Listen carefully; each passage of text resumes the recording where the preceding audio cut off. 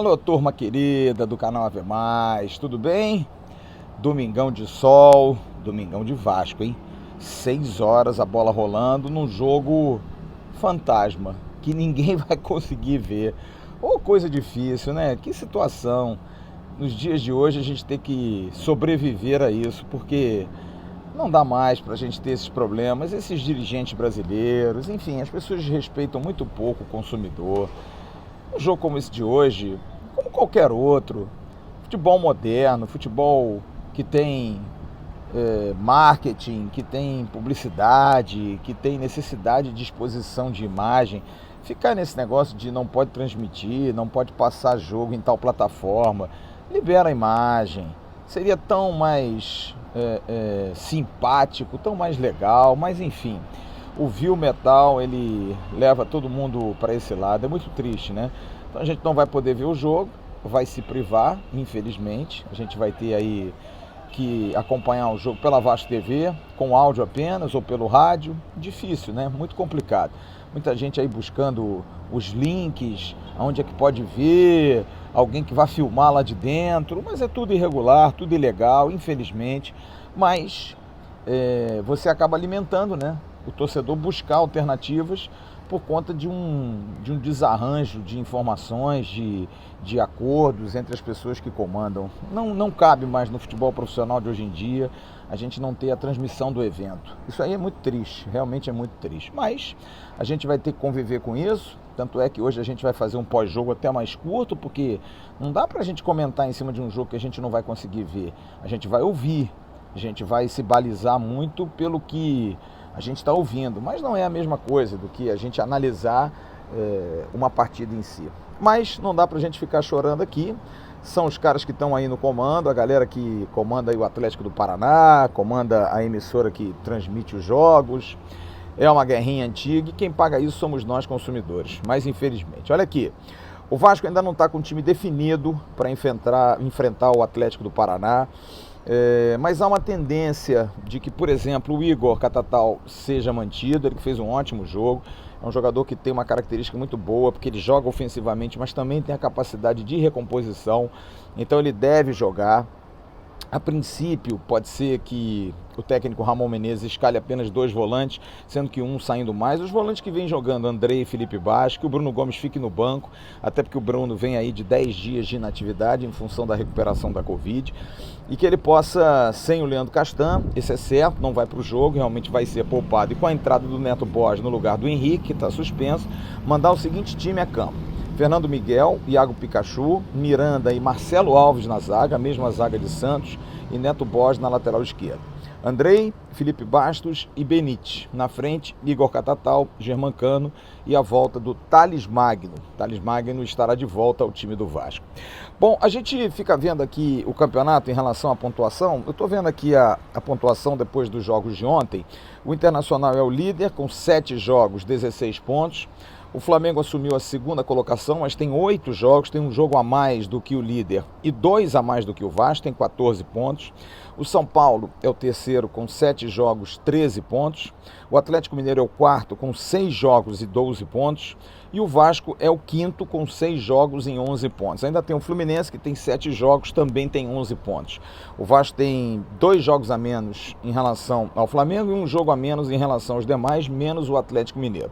Por isso, esse resultado de hoje é muito importante, porque o Vasco pega o 14º colocado no campeonato, que é o Atlético do Paraná, que tem 7 pontos, não faz uma campanha boa em 7 jogos, é um time que vem muito mexido, é um time que vem sem um treinador ainda efetivo. O Dorival Júnior foi demitido e quem está comandando é o Eduardo Barros, que é um interino da casa. O time do Atlético, mais provável, não tem jogadores muito conhecidos. Santos é um goleiro que fez um ótimo campeonato brasileiro, é o goleiro, talvez o principal jogador do time. Kelvin na lateral direita, Pedro Henrique, ex-zagueiro do Corinthians, Lucas Halter e Abner Vinícius na lateral esquerda. Richard deve jogar, aquele volante que foi do Vasco no ano passado. Eric e Léo Cittadini, ex-meia do Santos, que está no Atlético já há um tempinho. Pedrinho e Giovânio, aquele Giovânio que jogou no Santos, jogou no Flamengo, e Bissoli. Não é um time muito conhecido, mas esses jogos são extremamente perigosos. Acho que o Vasco tem que jogar com seriedade, vai jogar com seriedade, até para manter uma escrita. Porque o Vasco ganhou a última vez do Atlético do Paraná, aqui no Rio de Janeiro, jogando no Maracanã. Foi em 2015, por 2-0. Em São Januário, a última vitória, tem tempo, hein? São 9 anos. O Vasco venceu por 2-1 em 2011, 2 gols do Alexandro. Mas também tem uma coisa, o Atlético do Paraná nunca venceu o Vasco da Gama aqui no Rio de Janeiro. Num confronto em que são 40 partidas no Brasileiro, 16 vitórias do Vasco, 11 empates e 13 vitórias do Atlético, o Atlético do Paraná jamais venceu o Vasco da Gama em São Januário. São 8 empates e 14 vitórias do Vasco. O Atlético do Paraná tem uma vitória no Rio de Janeiro em cima do Vasco. E olha só que coincidência. Foi em 2017, o Vasco estava sem mando de campo, aquela confusão que deu do jogo do Flamengo, e foi jogar sua primeira partida em Volta Redonda e perdeu para o Atlético do Paraná por 1-0. Sabe o gol de quem? Ribamar. Será que hoje vai ter lei do ex? O Ribamar fez aquele gol, deu a vitória ao Atlético do Paraná lá no Raulino de Oliveira, e o Vasco perdeu sua única partida aqui no Rio de Janeiro para o Atlético do Paraná naquele longínquo 2017. São 3 anos já. Mas, de qualquer maneira, é um jogo perigoso. Essa questão de estatística, de números, é bom para a gente balizar, mas não vai ser fundamental. Eu acho que tem que jogar bola. E o técnico Ramon Menezes, com certeza, armando um time sem os 3 volantes, como foi no jogo da última quarta-feira, quando ele colocou o Juninho, que também é um volante que sai mais. Ele prefere agora jogar com um time mais ofensivo e tem que joga em casa, precisa vencer, tem que ter essa vitória, porque o Vasco vai ter uma sequência muito boa. O Vasco pega na quarta-feira o Atlético Goianiense, que é outro que jamais venceu o Vasco aqui no Rio de Janeiro, então também é um adversário que o Vasco tem condição de vencer, e depois pega o clássico com o Botafogo no Engenhão, que é um jogo igual. O Botafogo está jogando até bem, mas não vem vencendo, empatou ontem com o Corinthians, e depois o Vasco tem jogo da Copa do Brasil, vai ter uma overdose de Vasco e Botafogo. Mas é isso, apita o jogo logo mais o Rafael Claus, que eu considero um bom árbitro, Danilo Ricardo é o auxiliar número 1, o Daniel Paulo Zioli, o número 2, e o VAR a cargo de Rodrigo Guarizo Ferreira do Amaral, que eles possam fazer um ótimo trabalho e que o Vasco consiga um bom resultado, consiga um ótimo resultado, é a nossa expectativa. Deixa aqui a sua expectativa também, se esse time que está escalado, vou repetir aqui, ó, Fernando Miguel não está escalado, né? Está sendo especulado como sendo o time. Fernando Miguel, Pikachu, Miranda, Marcelo Alves e Neto Borges, Andrei, Felipe Bastos e Benítez, Igor Catatal, Germancano e Thales Magno. Se esse time é bom, se esse time é capaz de vencer o Atlético do Paraná logo mais, 18 horas em São Januário. Todo mundo na Vasco TV, um áudio, nosso André Marques vai estar transmitindo, ou então nas rádios tradicionais você pode ouvir. E você que vai buscar aí um link assim, tome cuidado. Às vezes esses links aí vão corromper o seu celular, o seu computador, enfim, o seu HD. Tomar cuidado, gente. Tudo bem, é ruim, a gente teria o direito e o prazer de ver o jogo. Mas já que os caras não querem, já que eles não fazem questão de agradar o torcedor, é o jeito. A gente vai ter que passar esse domingão sem ver o jogo do nosso Vasco, mas com certeza a gente vai vibrar de qualquer maneira para que o Vasco consiga um ótimo resultado logo mais, 18 horas em São Januário. Para a gente buscar essa colocação lá em cima, se o Vasco vencer, o Vasco empata em pontos com o Flamengo, mas vence pelo número de vitórias e o Vasco seria o segundo colocado.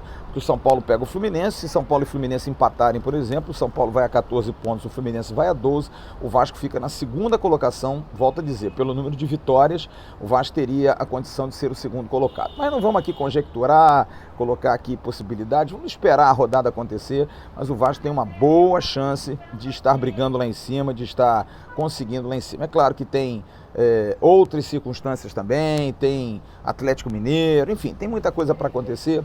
Vamos jogando, jogo a jogo, para a gente conseguir aí boas pontuações e brigar um pouco mais para frente pela liderança do campeonato. O importante é estar no bolo.